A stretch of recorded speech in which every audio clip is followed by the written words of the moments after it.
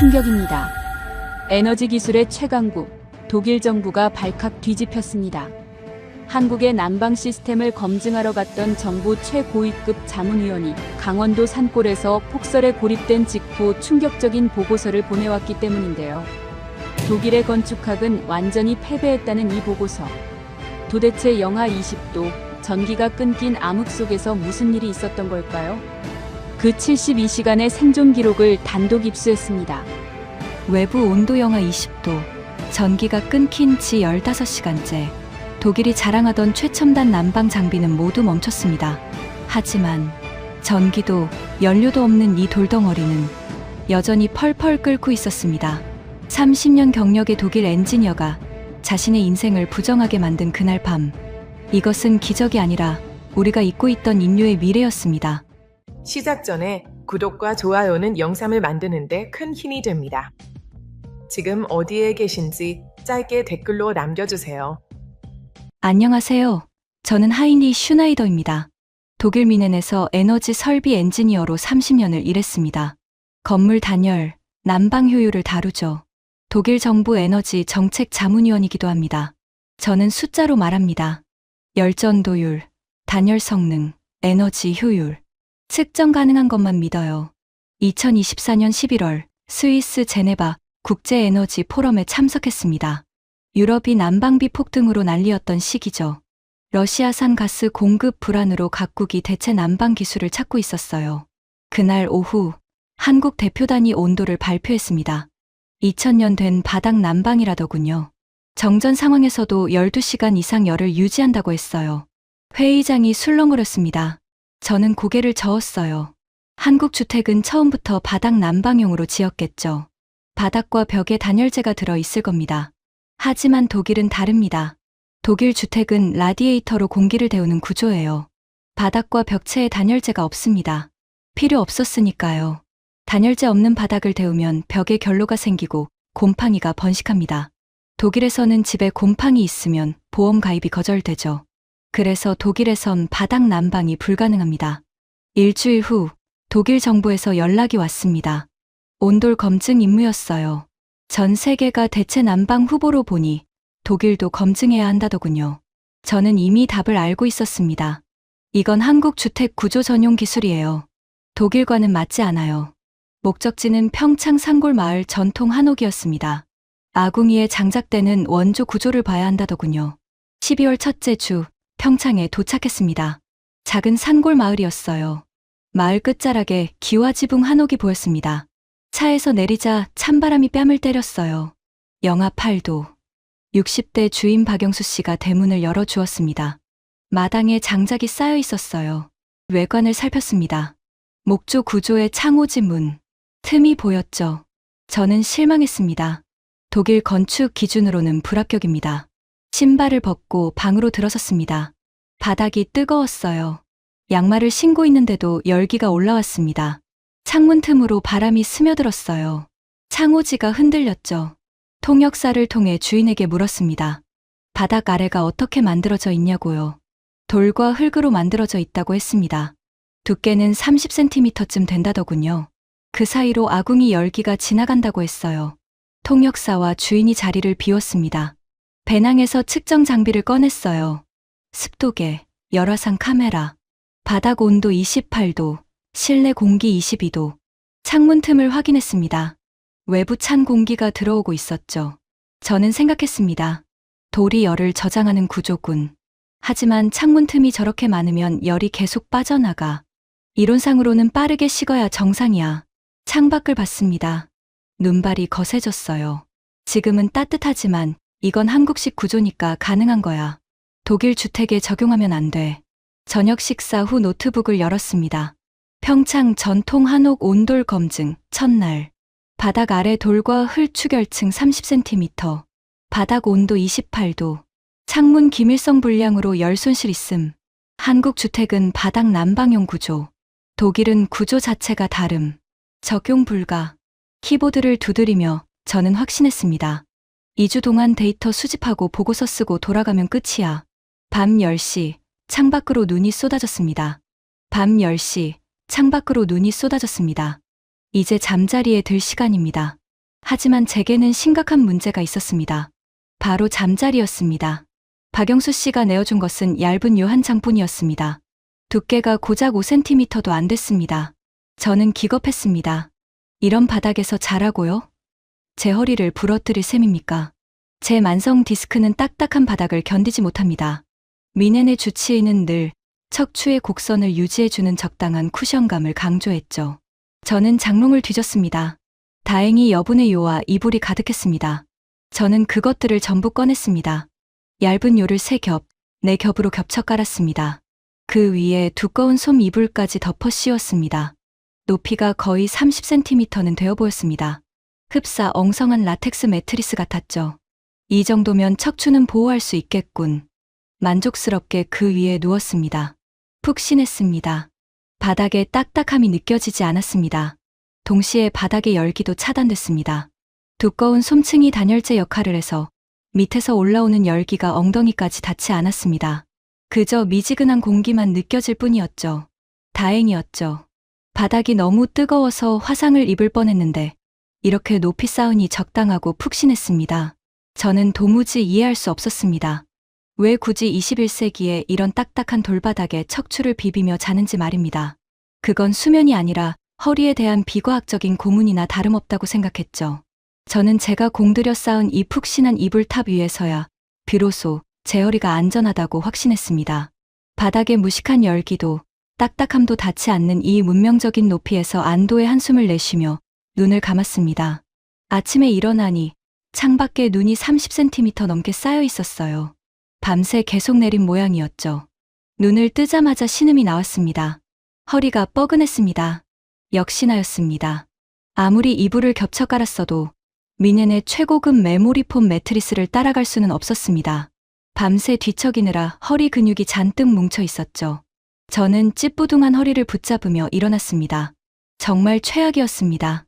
척추 건강에 대한 개념이 없는 건지 아직도 이런 바닥식 잠자리라니 싶었어요.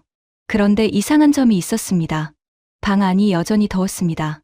이불탑에서 내려와 바닥을 밟았는데 발바닥이 뜨끈했습니다.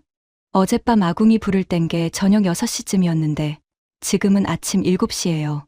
13시간이 지났는데도 열기가 펄펄 끓고 있었습니다. 온도계를 확인했습니다.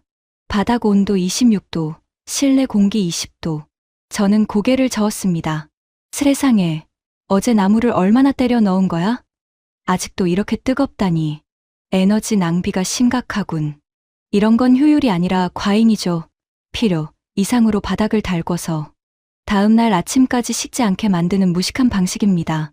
독일 보일러라면 필요한 만큼만 데우고 꺼졌을 텐데 제어 시스템이 없으니 이렇게 무식하게 열만 뿜어대지 싶었습니다. 저는 뻐근한 허리를 부여잡고 이 비효율적인 난방 시스템을 비판할 데이터를 수집하기 위해 장비를 챙겼습니다. 아침 식사 후집 뒤편 아궁이를 조사했습니다. 좁은 입구 안쪽에 재가 쌓여 있었어요. 손을 넣어보니 아직 미지근했습니다. 저는 고개를 저었습니다. 장작을 태워서 열을 만드는 구조라니. 2000년 전 방식 그대로잖아. 독일에서는 이런 난방을 박물관에서나 볼 수 있어요. 실제로 쓰는 사람은 없습니다. 왜냐고요? 비효율적이니까요. 독일 현대식 난방은 다릅니다. 라디에이터는 온수를 순환시켜 정밀하게 온도를 조절해요. 히트펌프는 전기로 열을 만들어 98% 효율로 작동하죠. 온도 설정은 디지털 컨트롤러로 합니다. 실내 온도 22도로 맞춰놓으면 자동으로 유지돼요. 사람이 일일이 불을 뗄 필요가 없습니다. 이게 현대의 기술입니다. 그런데 이 한옥은 어떤가요? 장작을 쪼개서 아궁이에 넣고 불을 붙여야 합니다. 연기가 바닥 밑을 지나가면서 돌을 데우는 구조예요. 원시적입니다. 방으로 돌아와 바닥을 살폈습니다. 장판을 들춰보고 싶었지만 주인 허락 없이는 안 되겠죠. 대신 열화상 카메라로 스캔했습니다. 화면에 붉은색 층이 나타났어요. 바닥 아래 30cm 깊이의 열원이 있었습니다. 돌층이었죠. 저는 생각했습니다. 돌과 흙으로 열을 저장한다고? 2000년 전 기술을 지금도 쓰는 거야? 독일 라디에이터는 알루미늄 합금으로 만들어요. 열전도율이 높아서 효율적입니다. 온수가 지나가면 즉시 열을 방출하죠. 온돌은 돌입니다. 무겁고 느려요. 열을 저장하는데 시간이 오래 걸리고 식는데도 오래 걸립니다. 현대 기술 관점에서 보면 비효율 덩어리예요. 오후에 박영수 씨가 다시 아궁이에 불을 뗐습니다. 저는 밖에서 지켜봤어요. 장작을 쪼개서 넣고 불을 붙이는데 20분이 걸렸습니다. 독일 라디에이터는 버튼 하나면 됩니다. 5분 안에 방이 따뜻해져요. 저는 노트에 적었습니다. 온돌은 불 붙이는데 20분이 걸린다. 독일 현대식 난방은 5분이면 된다. 효율 차이가 명확함. 저녁 6시, 아궁이 불이 꺼졌습니다. 저는 시간을 재기 시작했어요. 얼마나 오래 열이 유지되는지 보려고요. 독일 라디에이터는 열원을 끊으면 30분 안에 식습니다. 알루미늄이 빠르게 열을 방출하니까요. 온돌은 다르겠죠. 돌이 천천히 식을 겁니다. 온돌은 불 붙이는데 20분이 걸린다. 독일 현대식 난방은 5분이면 된다. 효율 차이가 명확하다. 솔직히 어이가 없었습니다. 느리게 식는 게 장점이라고 생각하나 보네. 하지만 이건 비효율이야. 현대식 난방은 필요할 때 즉시 켜고 즉시 끌 수 있어요. 에너지 낭비가 없습니다. 온돌은 열을 오래 저장하니까 불 꺼진 후에도 계속 열이 나가요. 제어할 수 없죠. 밤 10시, 노트북을 열었습니다. 평창 전통 한옥 온돌 검증 이틀째다. 온돌은 2000년 된 원시 난방 방식이다. 장작과 돌과 흙으로 만들어졌다. 불 붙이는데 20분 걸리고 온도 조절이 안 된다. 단지 늦게 데워진 만큼 늦게 식는 것일 뿐, 독일 현대식 난방은 5분이면 작동되고 온도를 정밀하게 제어할 수 있다. 기술 수준 차이가 명확하다. 독일에 2000년 전 기술을 적용할 이유가 없다. 키보드를 두드리며 저는 확신했습니다. 역시 기술은 독일이 최고지. 현대식 난방을 두고 왜 고대 유물을 쓰겠어? 사흘째 되는 날 새벽, 산속의 정막을 깨는 굉음과 함께 세상이 멈췄습니다. 창밖의 전신주가 눈의 무게를 이기지 못하고 쓰러지면서 노트북의 충전 표시등과 천장의 전등이 동시에 생명을 잃었습니다. 오전 10시, 대정전이 시작된 것입니다. 박영수 씨가 당황한 기색으로 달려왔지만 사실 저는 내심 쾌재를 불렀습니다. 독일에서는 상상도 못할 완벽한 통제 변수가 만들어졌기 때문입니다. 전기가 끊겼으니 펌프도, 모터도, 그 어떤 현대식 보조 난방 장치도 작동할 수 없는 상황이었습니다. 저는 즉시 통역사를 통해 박영수 씨에게 실험을 위한 부탁을 했습니다. 아궁이에 잔불 하나 남기지 말고 전부 긁어내고 확실하게 물까지 뿌려달라는 주문이었습니다. 영하 15도의 폭설 속의 난방을 끄라는 미친 짓에 박영수 씨는 경악했지만 저는 독일 정부의 검증 절차라는 명분을 내세워 기어이 아궁이를 쉽게 만들었습니다. 열원 공급이 완전히 차단된 상태에서 이 원시적인 바닥이 얼마나 버티는지 증명할 시간이었습니다. 저는 온도계를 세팅하고 노트북에 남은 배터리로 엑셀표를 열었습니다. 외부 온도 영하 15도, 현재 실내 온도 20도, 창호지 문을 가진 단열 등급 F의 한옥, 독일 건축 열손실 계산식을 대입했을 때 결과는 명확했습니다. 1시간 후 15도, 2시간 후 10도, 3시간 후 동사 위험 단계 진입. 저는 두꺼운 오리털 파카를 껴입고 제가 공들여 쌓아둔 이불탑 위에 앉아 팔짱을 꼈습니다. 제 계산이 맞다는 걸 증명할 카운트다운이 시작되었습니다. 1시간이 지났습니다. 온도계의 수치는 실내 19.5도. 나무 기둥이 열을 머금고 있어 초반 하강 속도가 느린 것이라 판단했습니다. 이제부터 급격한 냉각이 시작될 것이라 확신했습니다. 독일의 알루미늄 라디에이터는 열원이 끊기면 30분 만에 차가워지듯 이 돌바닥도 곧 본색을 드러낼 것이었습니다. 하지만 2시간이 지난 후 저는 온도계를 의심하기 시작했습니다. 실내 19도. 계산상으로는 이미 10도 밑으로 떨어져 입김이 나와야 정상인 시간이었습니다. 고작 1도가 떨어졌을 뿐이었습니다. 예비용 온도계를 꺼내 재확인했지만 수치는 동일했습니다. 창밖에는 눈보라가 미친 듯이 몰아치는데 방 안의 공기는 기이할 정도로 평온했습니다. 3시간, 4시간이 지났습니다. 실내 온도는 18.5도에서 멈춘 듯 움직이지 않았습니다. 초조함이 밀려왔습니다. 다리를 떨며 방 안을 서성거렸습니다. 제가 평생을 바쳐 연구한 열역학의 상식이 이 방 안에서는 철저히 무시당하고 있었습니다. 모든 난방 시스템은 에너지 공급이 멈추면 죽어야 합니다. 그런데 이 방은 죽지 않고 있었습니다. 마치 보이지 않는 유령이 바닥 밑에서 계속 불을 떼고 있는 것만 같았습니다. 6시간이 지나고 해가 저 어둠이 깔렸을 때 실내 온도는 여전히 18도였습니다. 저는 패닉에 빠졌습니다.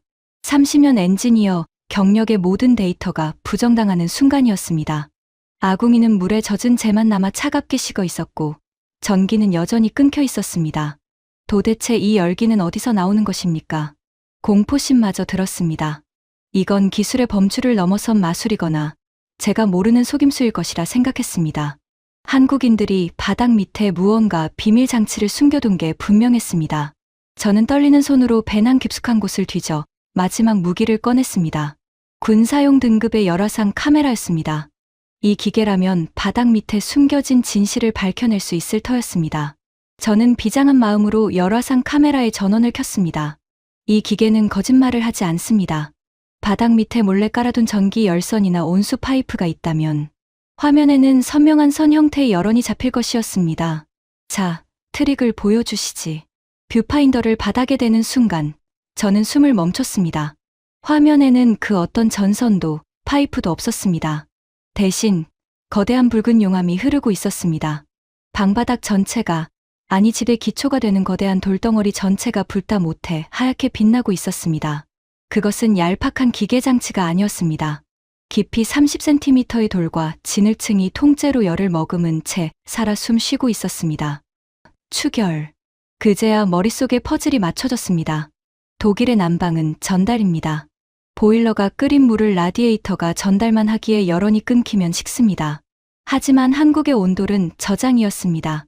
아침에 박영수 씨가 떼던 그 20분의 불길을 저는 낭비라 비웃었지만 그것은 거대한 돌 배터리를 충전하는 시간이었습니다. 그 충전된 열기가 6시간이 지난 지금까지도 뿜어져 나오고 있었던 것입니다. 이것은 난방 장치가 아니었습니다.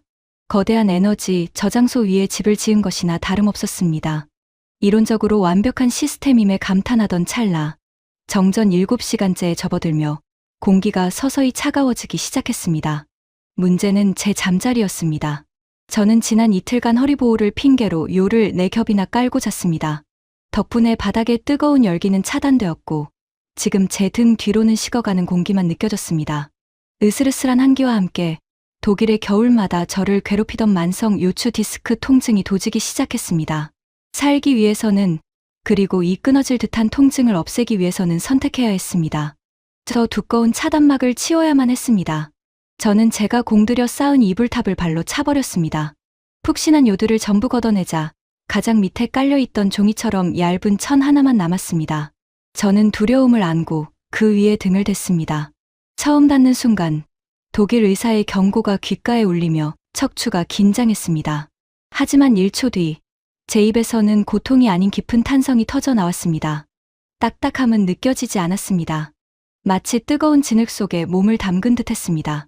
독일의 라디에이터 바람은 피부를 찌르듯 건조하게 데우지만 이 돌의 열기는 달랐습니다. 강력한 원적 외선이 두꺼운 파카를 뚫고 근육을 지나 척추뼈 마디마디 사이로 파고들었습니다.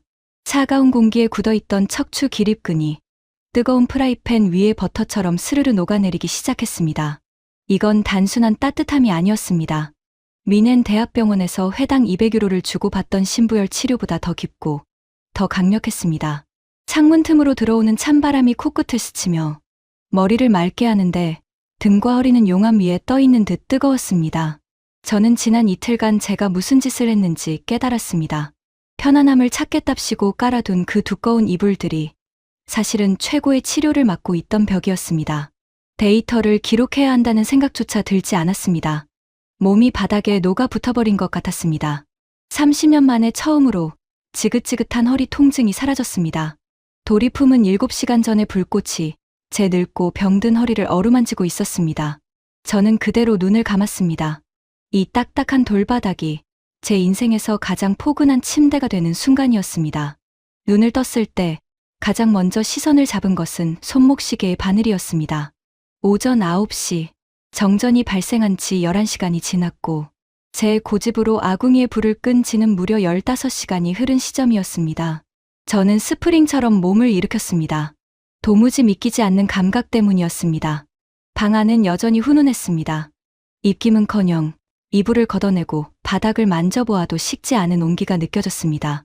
체감온도 22도, 사람이 생활하기에 가장 쾌적한 온도가 유지되고 있었습니다. 의심은 순식간에 확신으로 바뀌었습니다. 박영수 씨가 내가 잠든 사이에 몰래 불을 뗀 게 분명하다. 그렇지 않고서야 이옥한의 산속에서 여론 없이 온도가 유지될 리 만무했습니다. 트릭을 밝혀내겠다는 일념 하나로 저는 외투도 걸치지 않은 얇은 실내복 차림으로 방문을 박차고 나갔습니다. 영하 15도의 칼바람이 살을 베는 듯했지만 신경 쓸 겨를이 없었습니다. 건물 뒤편 아궁이로 달려가 불구멍으로 살폈습니다. 그러나 눈앞의 광경에 할 말을 잃고 말았습니다. 아궁이 속은 텅 비어 있었습니다. 어제 확인했던 그 상태 그대로 깨끗했습니다. 추가 연료는 없었습니다. 숨겨둔 전기 장치도 없었습니다.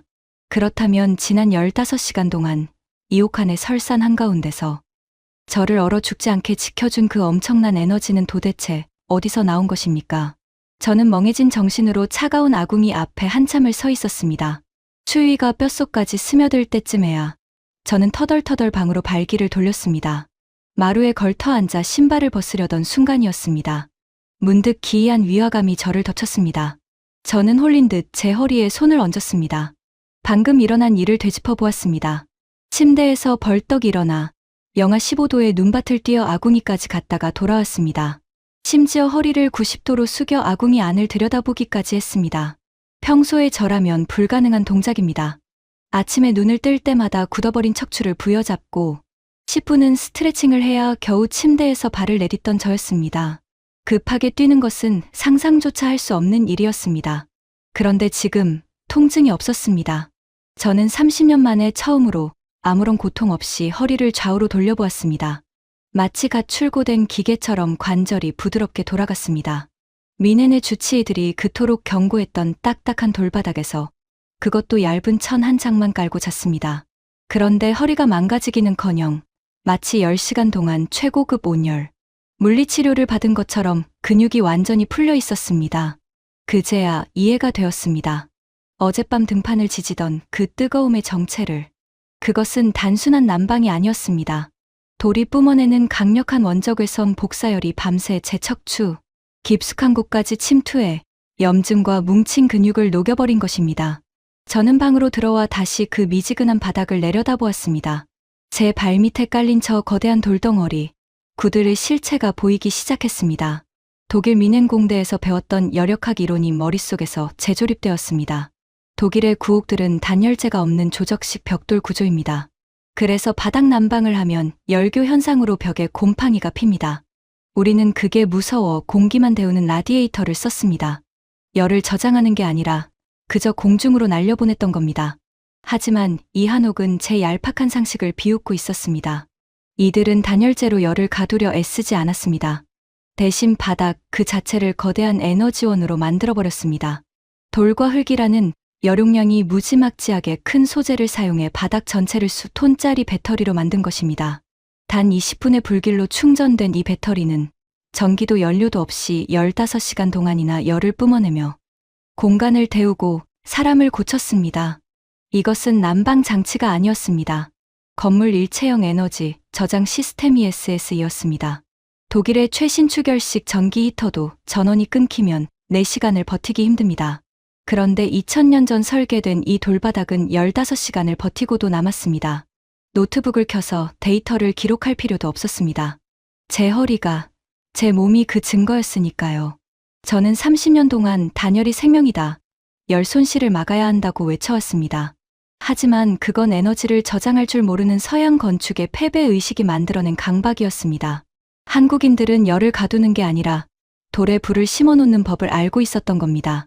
저는 차가운 유리창에 손을 댔습니다. 밖은 여전히 영하 15도의 혹한입니다. 하지만 이 돌 위에 서 있는 저는 난생 처음으로 통증 없는 아침을 맞이하고 있었습니다. 이것은 기술의 패배가 아니었습니다. 위대한 발견이었습니다. 방 안을 서성이다가 문득 또 다른 이질감을 느꼈습니다. 제 컨디션이 지나치게 좋았습니다. 독일의 겨울 아침은 늘 고통스럽습니다. 라디에이터가 밤새 실내 공기를 바짝 말려버리기 때문입니다. 아침이면 목구멍이 찢어질 듯 건조하고 머리는 산소 부족으로 지끈거립니다. 그래서 독일 가정엔 가습기가 필수품입니다. 그런데 오늘 아침은 달랐습니다. 15시간 동안 갇혀 있었는데도 머리가 맑았습니다. 코끝이 시원하고 목이 부드러웠습니다. 마치 숲속에서 깨어난 듯 상쾌했습니다. 시선을 돌려 창문을 바라보았습니다. 어제 제가 예쁜 텐트 조각, 단열 등급 F의 실패작이라고 비웃었던 그 얇은 종이 문, 창호지였습니다. 그때 밖에서 인기척이 들렸습니다. 박영수 씨가 눈을 털며 들어왔습니다. 손에는 따뜻한 물 주전자가 들려 있었습니다. 저는 그를 붙잡고 묻지 않을 수 없었습니다. 바닥은 이렇게 과학적으로 만들었으면서 왜 창문은 이렇게 허술한 종이로 막았느냐고, 열이 다 빠져나가지 않느냐고 말입니다. 박영수 씨는 주전자를 내려놓으며 빙그레 웃었습니다. 통역사를 통해 전해 들은 그의 대답은 충격적이었습니다. 그는 은퇴한 문화재 수리기능자, 즉 한옥을 짓는 대목장이었습니다. 그는 창호지 문을 손으로 쓰다듬으며 말했습니다. 이것은 허술한 게 아니라 숨을 쉬는 것이라고. 이 종이는 바람은 막지만 공기는 통하게 한다고 했습니다. 공기가 통하면 추워지지 않느냐는 제 물음에 그는 사람 몸에서 제일 중요한 원칙을 알려주었습니다. 두 한쪽 열. 머리는 차갑게, 발은 뜨겁게. 그것이 건강의 핵심이라는 것입니다. 그 말을 듣는 순간 뒤통수를 한 대 얻어맞은 기분이었습니다. 독일의 최첨단 패시브 하우스는 집을 비닐랩처럼 밀폐합니다. 열을 뺏기지 않으려고요. 그 결과 실내 공기가 탁해져서 수천만 원짜리 기계식 환기 장치인 전열 교환기를 24시간 돌려야만 사람이 살 수 있습니다. 기계가 멈추면 그 집은 가스실이나 다름없어집니다. 그런데 이 한옥은 기계 하나 없이 그 난제를 해결했습니다. 바닥의 뜨거운 복사열은 위로 올라갑니다. 창호지의 미세한 구멍으로 들어온 신선하고 서늘한 공기는 아래로 내려옵니다. 이 자연스러운 대류 현상이 방 안에서 끊임없이 일어나며 공기를 정화하고 있었던 겁니다. 그래서 제 머리는 시원하고 허리는 뜨거웠던 것입니다. 어젯밤 그 기적 같은 숙면과 통증 완화는 우연이 아니었습니다. 이 집 자체가 거대한 의료기기이자 필터 교체가 필요 없는 완벽한 공기 청정기였던 겁니다. 저는 창호지 문을 향해 손을 뻗었습니다. 미세하게 들어오는 찬 공기가 더 이상 외풍으로 느껴지지 않았습니다. 그것은 이 집이 쉬는 숨이었습니다. 저는 자리에서 일어나 창호지 문을 활짝 열어젖혔습니다. 눈 덮인 산의 쨍한 공기가 밀려 들어왔습니다. 하지만 발바닥은 여전히 뜨거웠습니다. 차가움과 뜨거움, 그 완벽한 조화. 저는 이 집을 비효율적이라고 비웃으며 작성했던 제 보고서를 찢어버리고 싶었습니다. 이것은 단순한 집이 아니었습니다. 자연의 원리를 거스르지 않고 기계 장치 하나 없이 인간을 품어주는 가장 고도화된 생명 유지 장치였습니다. 두 한쪽 열. 저는 독일어로 번역조차 힘든 그 단어를 입안에서 몇 번이고 되뇌었습니다. 21세기의 첨단 공학이 2000년 전의 지혜 앞에 무릎 꿇는 순간이었습니다. 오전 10시가 넘어가자 뱃속에서 꼬르륵 소리가 울렸습니다. 추위도, 통증도 사라졌지만 배고픔은 어쩔 수 없었습니다.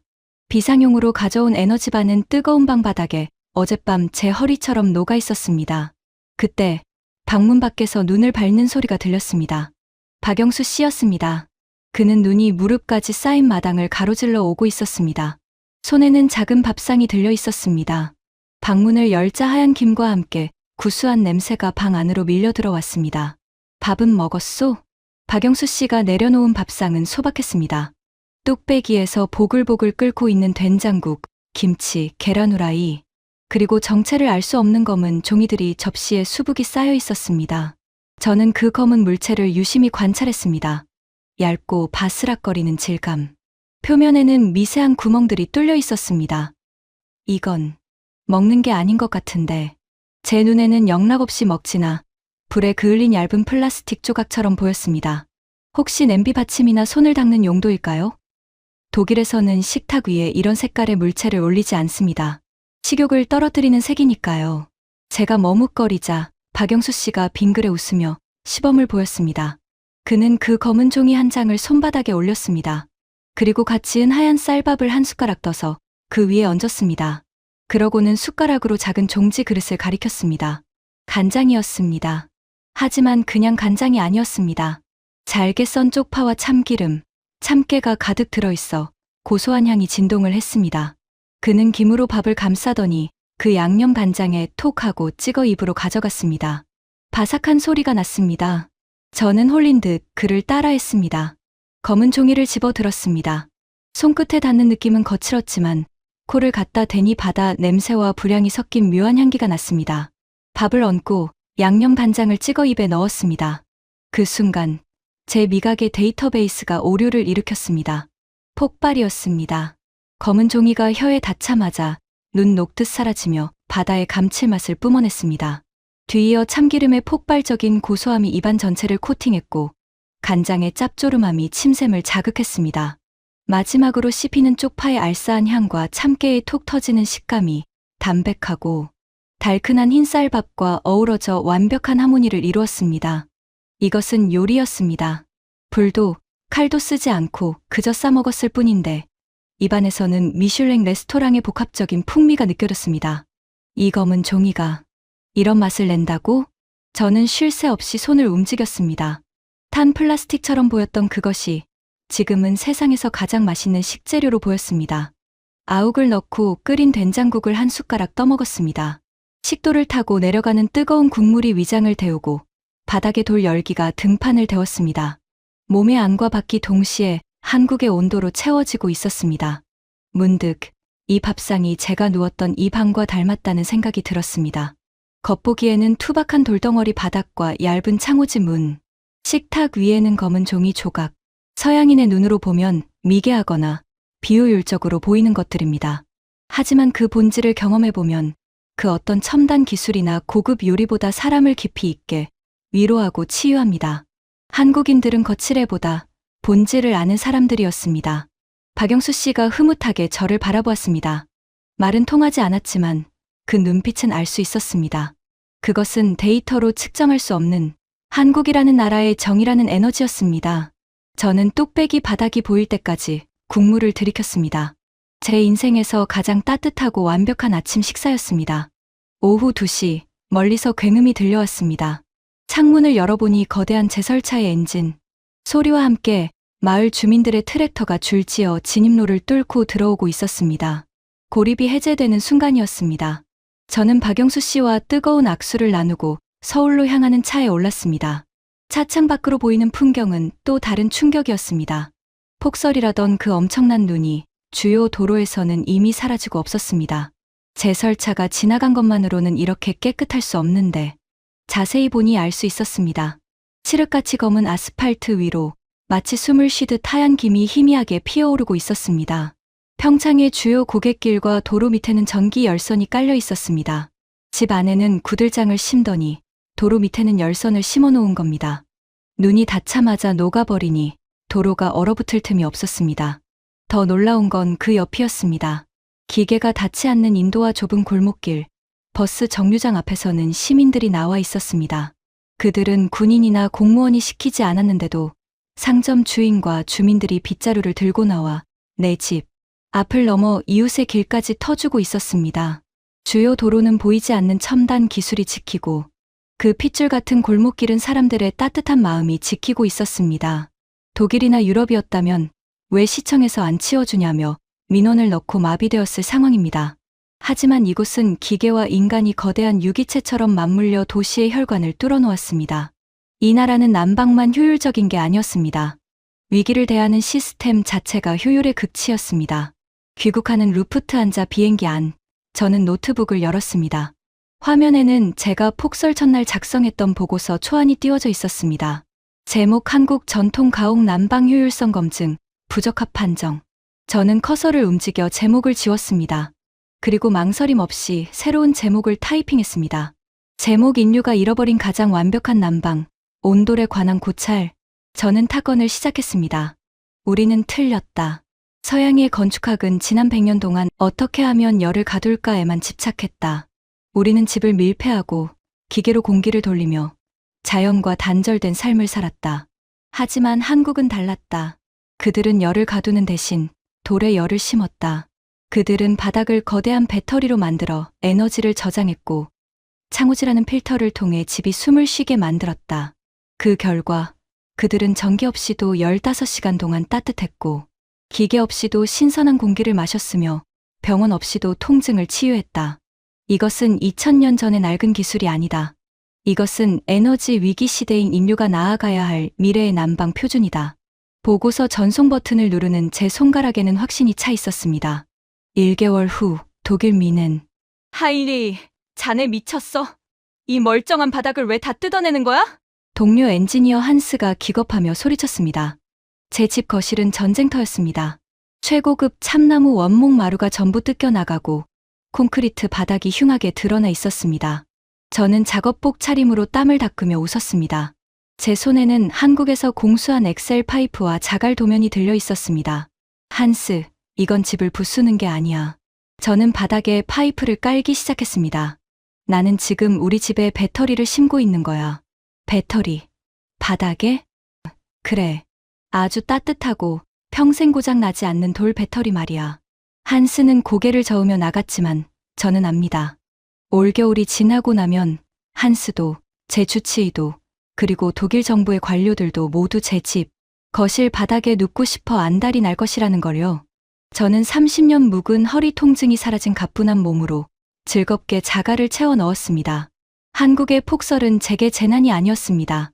그것은 오만한 서양 엔지니어에게 진정한 따뜻함이 무엇인지 가르쳐 준 인생에서 가장 뜨거운 수업이었습니다. 오늘의 이야기는 여기까지입니다. 숫자와 효율만을 믿던 차가운 엔지니어가 한국의 돌과 종이 앞에서 무장해제되는 모습.